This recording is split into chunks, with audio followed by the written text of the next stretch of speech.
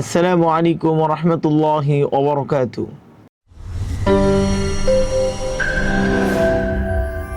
প্রিয় মুসলিম ভাইয়েরা, অনেকেই প্রশ্ন করে থাকেন টুপি ছাড়া নামাজ হবে কিনা।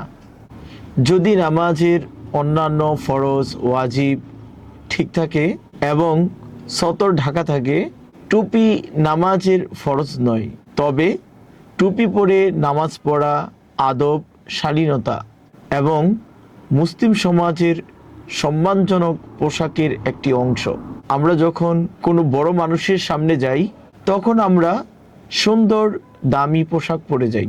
তাহলে আল্লাহ তাআলার সামনে দাঁড়ানোর সময় আমাদের পোশাক আরো সুন্দর ও পরিপাটি হওয়া উচিত। আল্লাহ তাআলা ইরশাদ করেন, তোমরা নামাজের সময় সৌন্দর্য গ্রহণ করো, অর্থাৎ সুন্দর ও শালীন পোশাক গ্রহণ করো। তাই টুপি ছাড়া নামাজ বাতিল হবে না, তবে ইচ্ছাকৃতভাবে অবহেলা, উদাসীনতা এবং অগুছানোভাবে নামাজে দাঁড়ানো উচিত নয়। আমাদের উচিত নামাজে দাঁড়ানোর আগেই শরীর, পোশাক ও মন সব কিছুকে আল্লাহর জন্য প্রস্তুত করা। কারণ নামাজ শুধু একটি কাজ নয়, এটি আল্লাহ তাআলার সাথে বান্দার সরাসরি সম্পর্ক।